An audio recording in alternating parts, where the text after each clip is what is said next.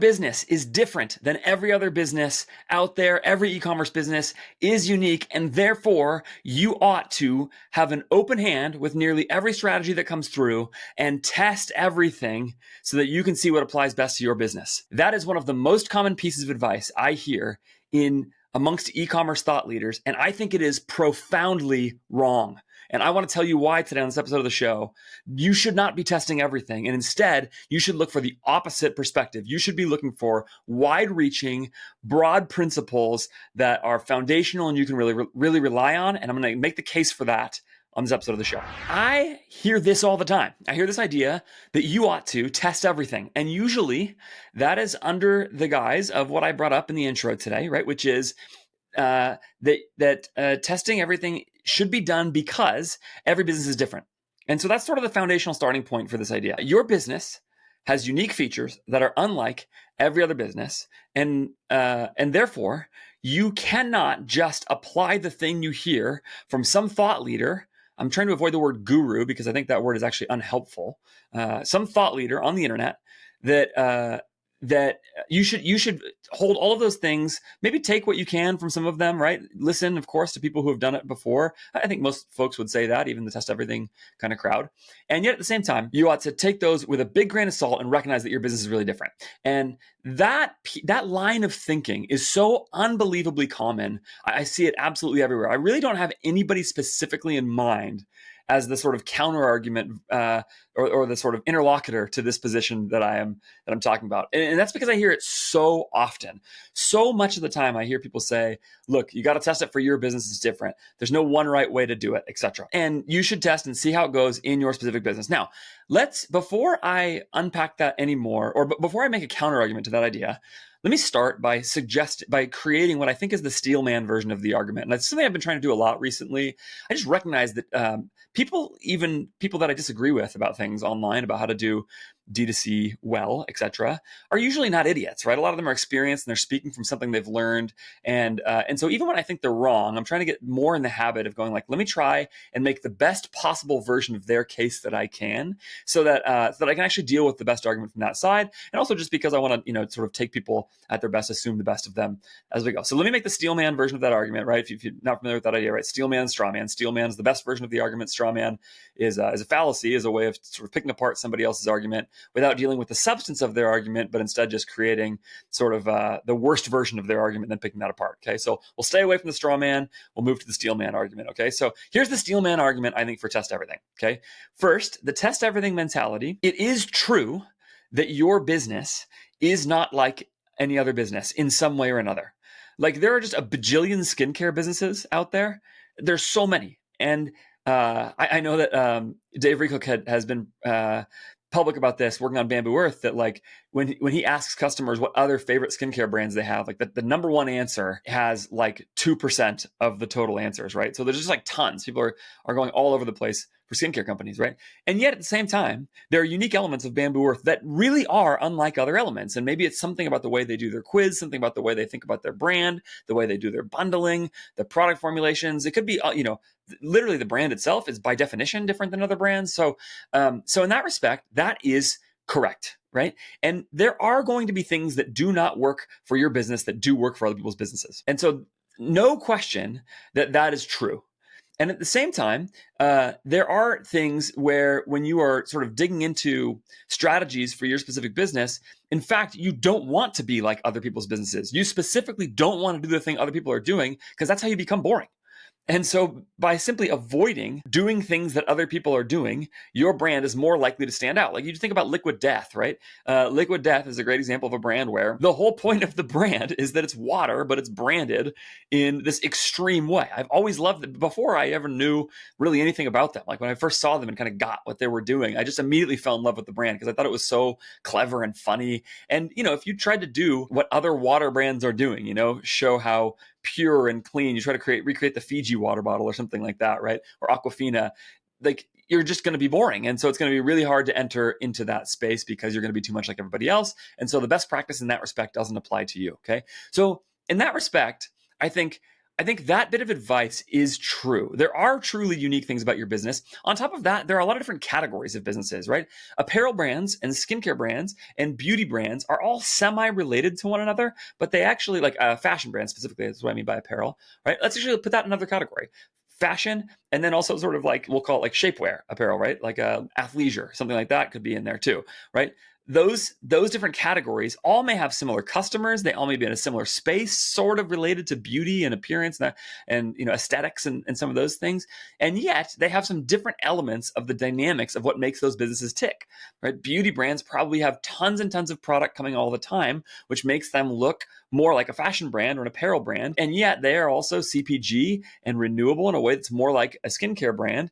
And so they maybe have to think about different ways in which advice for each of those other two brands would function differently and uniquely for them. And so there are these different categories, and you could, of course, those categories all are semi-similar, and maybe there's more overlap. But what happens when you compare those to Ridge Wallet? For a long time, a one-product brand or something, and so you could just name a million examples like this, right? I don't have to tease this out too far.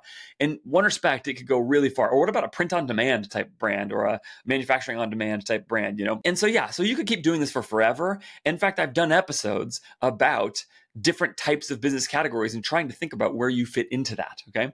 And so test everything makes sense in that respect, because what you want to say is, how is my brand different than the brands that are being promoted to me? And this is actually a really good mental habit to get into when you see people promoting their success stories. When somebody says, we did X, try to think about whether or not your brand is comparable to the brand that did X, right? If it created Y outcome, like think about, is your brand similar enough to X, or could your brand actually execute that same playbook in a way that really makes sense? Yeah, again, I think that's a really good mental habit to get into. It's the part of the way you save yourself from sort of being too taken in by case study sales tactics and things like that and go like, oh, we have to go do this. It's part of the way you maintain focus on certain things, because a lot of the times those stories are from somebody selling a way of doing it or a piece of software or whatever it is that they are trumpeting and saying, this piece of software created all this value for this brand, and so you should go do it too. And so thinking about how your brand is different than those is really good. And of course, also things do change over time. So there's something that worked 3 years ago that might not work today, a tactic that worked 3 years ago that might not work today. And in that respect, again, test everything does make some sense. Maybe it did work 3 years ago, and maybe it worked for a lot of people 3 years ago, but it wouldn't work now, right? Okay, I think there's a lot of the steel man there, and I hope you hear in this that I really do see in that respect what people are saying. So there are ways in which your business is different, and you ought to test everything. Now, let me make the argument for why I think, nonetheless, that it is extremely unhelpful advice. Okay, so test everything. Let's start on a baseline. Okay, baseline idea. One of the things that people most react against with the idea of giving a clear, strong opinion on something, like, for example, I gave an opinion. I tweeted yesterday at the time of recording this that most view conversions on meta ads are not actually incremental, right? I said it a little bit differently than that, but I basically said, look, here's really clear evidence that view conversions in your meta ads dashboard are not incremental, and therefore you probably ought to exclude them from your dashboard. That's advice that I believe in strongly. And I'll say this, I believe is true for almost every brand. like I don't think you should test that. I think you should just do it. And I think you should believe it, okay? Now, some people brought up some interesting points that maybe smaller brands need to think about having view conversions in there for a couple of reasons. And I think, there's some compelling, more nuanced things. But even if it helps in those situations, I think it probably helps on the margins. And I think at the same time, most people should do it. Well, one of the responses I got to that tweet was, this is another absolutist take from you. And that was the word, absolutist, or something like that, right? And people hate this idea. They hate the idea of an absolutist take on anything in D2C. This notion of something being basically true for everybody is very frustrating, maybe for you listening to or watching this video, okay? Now, let's start by picking apart this idea of something being absolutist being wrong, okay? And because the counterposition this person said is you should test it for your brand and see if it works, okay? Don't take the absolutist take, you should test it.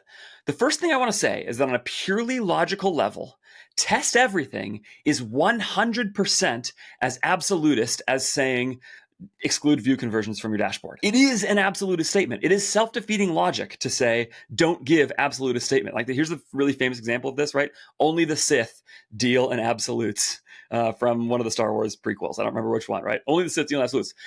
Many people sort of famously jumped on that and said, that is an absolute statement spoken by a Jedi about the Sith, right? Like it is a silly statement because it is obviously absolute, saying only the Sith do this. Test everything is 100% as absolute of a statement as saying view conversions work, or view conversions are mostly non-incremental. You ought to get rid of them from your dashboard. Test everything is a way of behaving. And now, so on a pure logic level, I just want to point that out, that there is no escaping, for most people, absolutist type thinking, at least in some respect, okay? But lest you think I'm playing logic games here or semantic games or whatever in a way that is sort of getting away from the point, I actually don't think that's true. I think that there is substance to that disagreement, and here's what the substance is.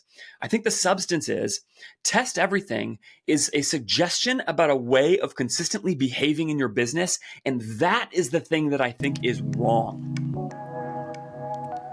You have employees, you want to help them get better, perform the best for you, invest in them in their careers, and create all kinds of great outcomes for themselves and for your company. And that means you need to coach them. And my friends at More Staffing, who are a staffing agency who has recruited, trained, onboarded, and coached like hundreds of employees across a lot of e-commerce businesses with deep training in their coaching methodology, they are putting on a webinar called Empowering Business Owners with Coaching Skills, 5 Coaching Techniques and Free Tools to Unlock High Caliber Talent. I know the way these folks think about helping their team members get better at their jobs. They are really good at it, and they have real formal training and thinking about great coaching method and techniques. So if you're trying to be a better leader in your business who is making your team better, go check out the webinar that they're putting on. It's going to be on June 27th at 10 a.m., all about how to coach up your team. The link to register on Zoom is in the show notes of this show. You know I love my friends at More Staffing. They are awesome.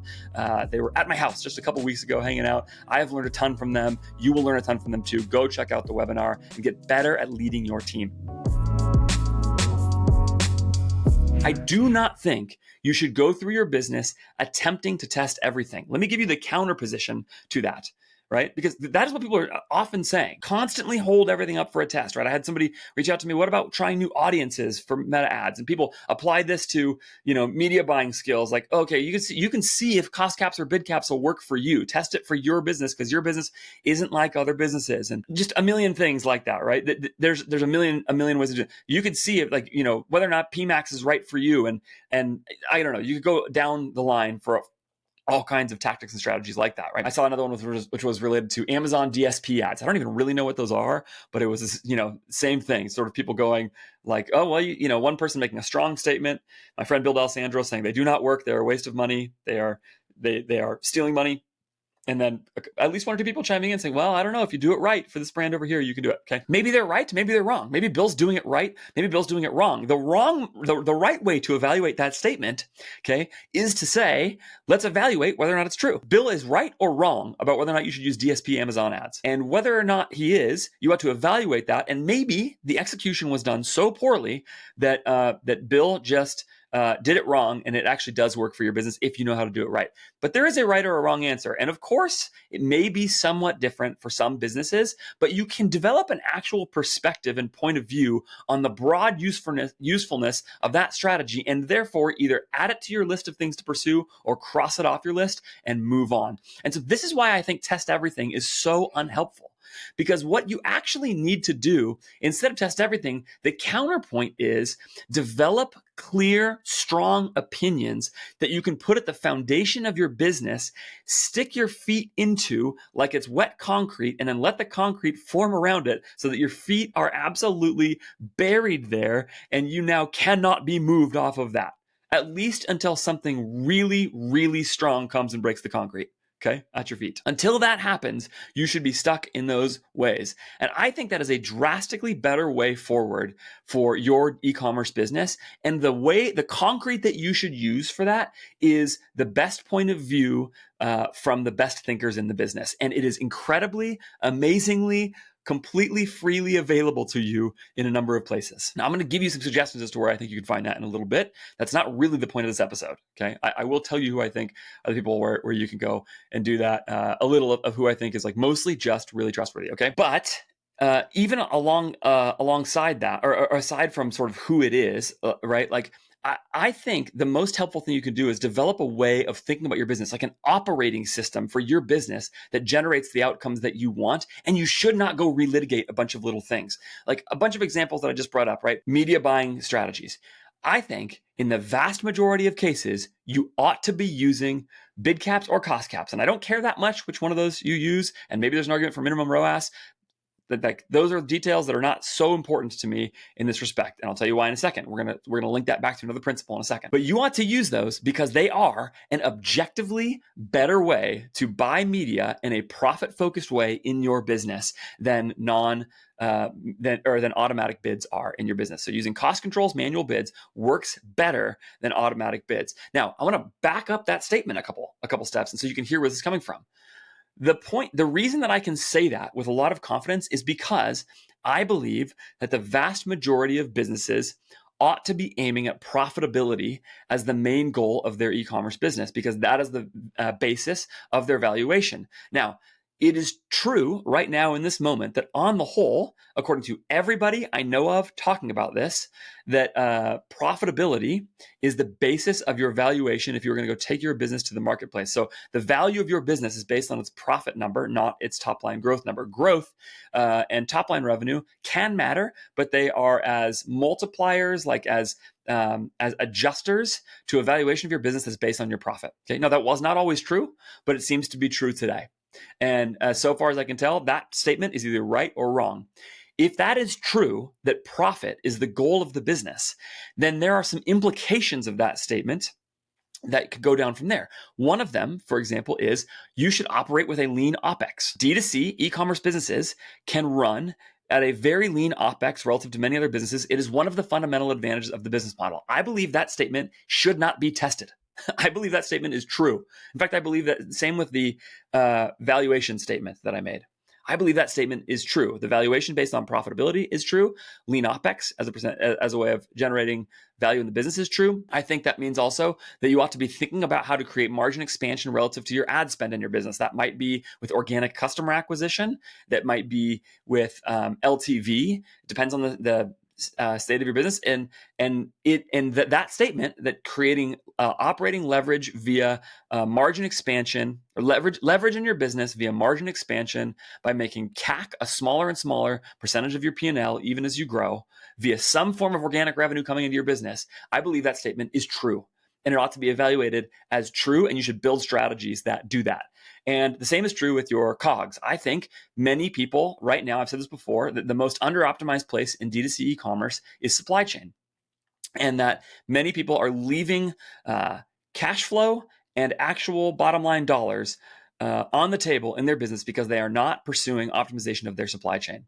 And you know, I had a sponsored interview like last week at the time of releasing this show with my friends Laura Guevara and Greg Carey, who have done this in e-commerce businesses, including one that Greg owns, other ones that Laura has worked in. And they are just, I mean, Laura said to me when she gets on calls, I don't remember if she said this on the episode or not, when she gets on calls with people who are talking to her about supply chain stuff, she notices her and her director of supply chain in that part of her business, they notice how often it's the case that by people, just from the questions potential clients are asking, that they have no idea what's going on in their supply chain and they have no idea how to optimize it.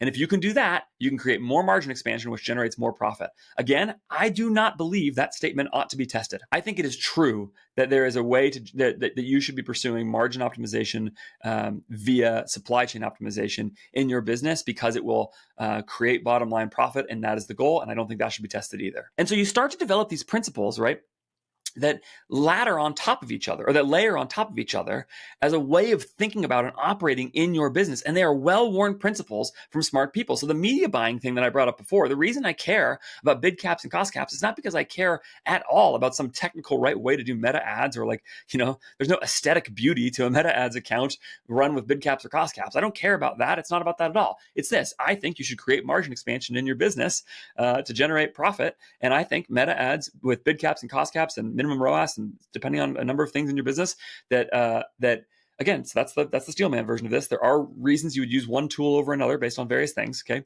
in your business. But whatever one you use, it's because of this goal of profit maximization. And that no matter which one you use, in the vast majority of cases, they are better tools for you to use than auto bidding is. You're going to generate more profit and you're going to expand margin against your CAC by using manual bids. And that's the point, right? You should not, I believe, test that. And now you can go down into this a little bit deeper across the board for a lot of the other things that you are doing. Ought you to have creative testing campaigns in your business? This has been a topic I've been talking about recently in a few different places. Again, I'm not going to relitigate that whole argument here, but the whole reason that I care about that issue is because I want to generate as much profit as possible, and I believe there is a better or worse pathway to doing that. And the better pathway is to launch with manual bids and to not actually have separate creative testing campaigns at all, because the cost is too high, the scaling is too poor, and you end up costing yourself tons of money on your P&L. And I have countless examples of that. It's what I think most people do. I think most accounts I've looked at do it that way.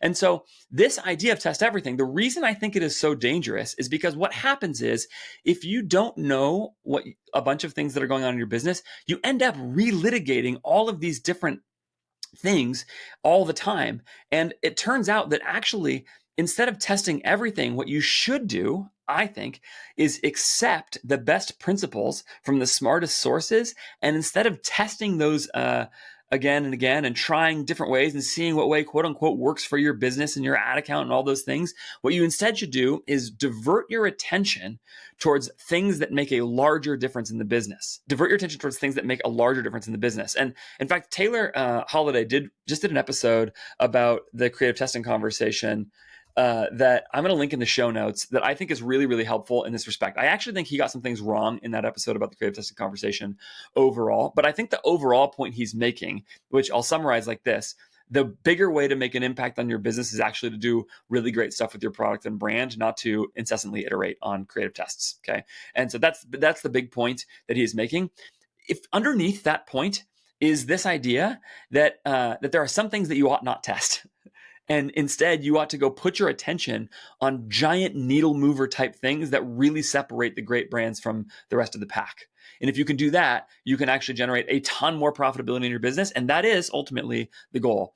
And so again, if I think about Common Thread Collective here as the extreme other example across the spectrum from Test Everything, it's funny. If you talk to Taylor about this, and I plan to talk to him about this in an episode in the future, the next episode that he and I do together, hopefully soon. I'm curious how he'll respond to some of this, because I can tell you that Taylor is the kind of person who is thinking at any given time about he's not so married to objective ideas as you would think in a lot of areas of life. But when you go look at what Common Thread Collective does as an agency, and part of the reason I refer business to them and I recommend them and their programs so happily right now, is that they have now operationalized everything they are doing. I was talking to Taylor the other day actually about the idea of him thinking about e-commerce the same way that somebody like EOS thinks about leadership, right? If you know the entrepreneurial operating system, the whole idea is don't test how to operate your business. Don't test the operational side of it. There are well-worn pathways that people have carved out before you, and you can actually experience the fruit of their labor by just taking the knowledge that they all figured out. Somebody at some point figured out really good executive meeting structures and goal-setting structures that work for the vast majority of businesses and help you scale your business up. And then they packaged it up and they put it into a thing called the entrepreneurial operating system, and you can implement it in your business, and you don't have to go test the best way. You don't have to go reinvent the wheel on the best way to operate as a business on the whole. You just implement what they did and you don't test it. Now, it will take some different shapes based on your business, because again, there are elements that there are ways in which your business really is different than other businesses, right? And so it will take some specific shape, but the broad principle actually applies. And that is what I'm looking for in D2C. There's actually another reason why I think that Test Everything is unhelpful, and it's that it becomes untestable. It's sort of ironic, actually, but when you have a test everything mentality, it's really hard to be held accountable to any results, because everything is a test. And now you're actually not accountable to any particular outcomes, because it's different for every account. You just got to keep trying stuff, etc. That actually makes it really hard to evaluate work. So under the guise of testing everything, you don't learn from any tests. In that respect, it's not like science. There's no outcome that gets created and sort of increased amount of knowledge. Science is maybe a good comp here. Throughout the universe, there is in the world, there is this mountain of scientific knowledge that has been compiled and even like centralized in certain repositories, right? Where you can go and access scientific knowledge and it gets disseminated through all these things. And so, we know the world is round and the earth revolves around the sun, and we know about the water cycle and, whatever, like all of these different things that you probably learned about in elementary school or whatever. And it's because people did tests, figured out some answers. They were right or they were wrong. Though either the sun went around the earth or the earth went around the sun. And when they did those things, they then were able to collect that knowledge. And while occasionally there's somebody who refuses some of that knowledge and thinks maybe the earth is flat or whatever it is, right? Like on the whole, basically, that knowledge has been passed down in a way that can be tested, it can be believed, tested, and retested, and you can approach it that way. If you have a test everything all the time mentality, you really can't do that.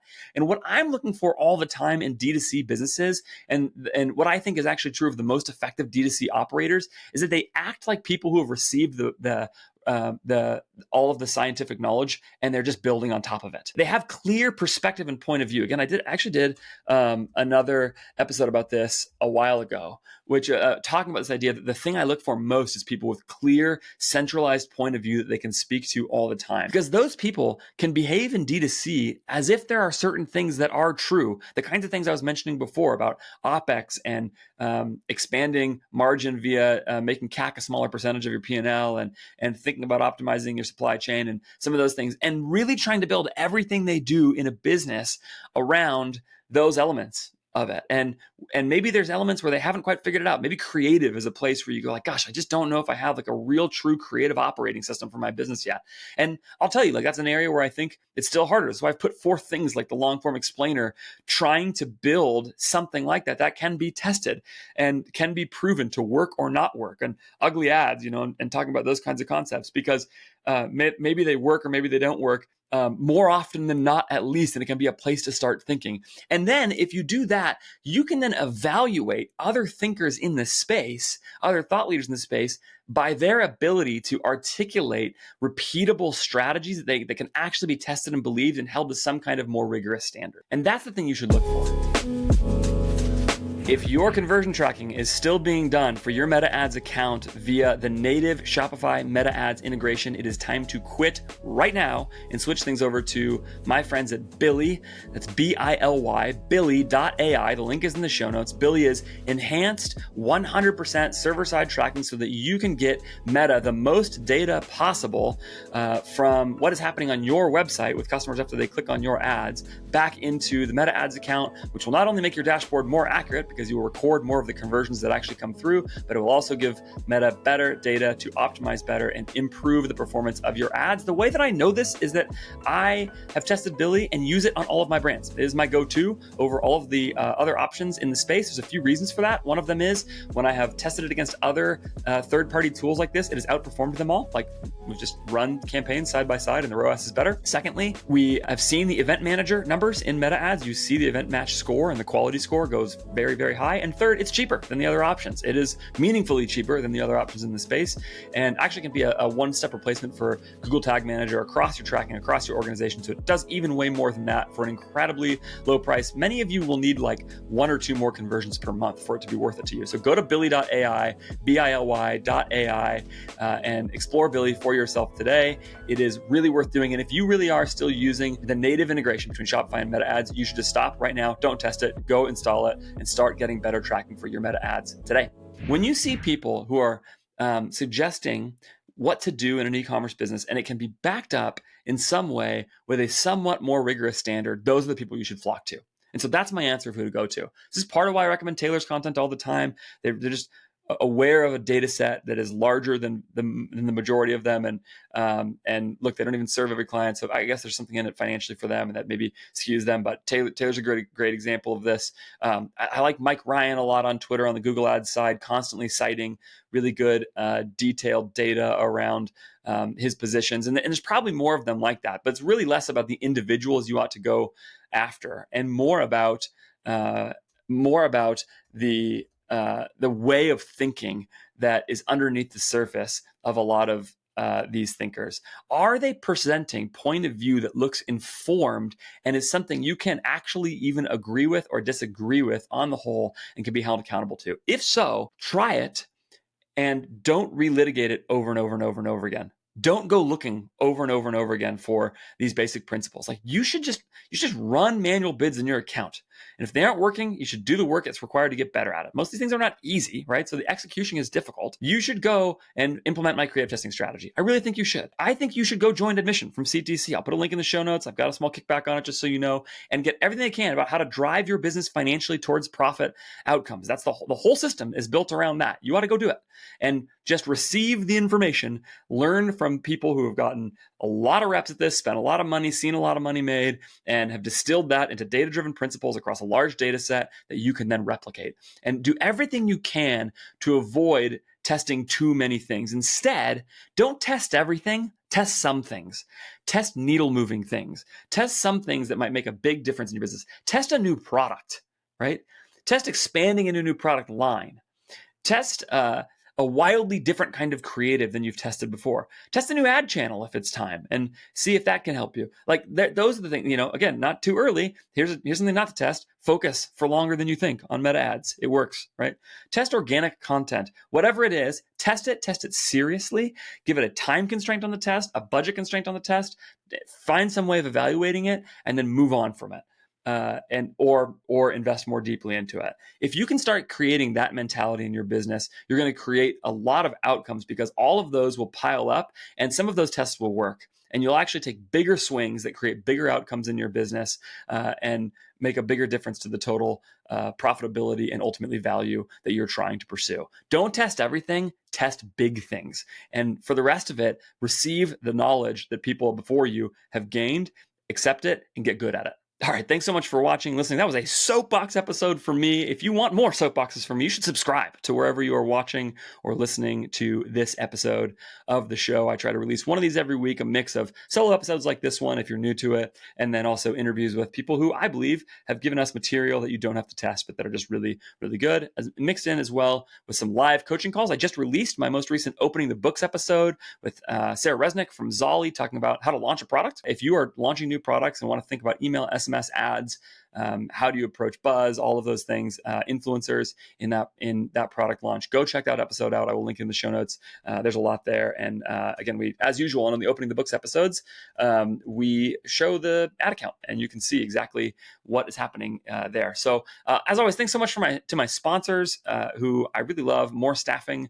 Virtual assistants can be helpful. Virtual professionals can change your business. Go to morenow.co/AF to go check out More Staffing.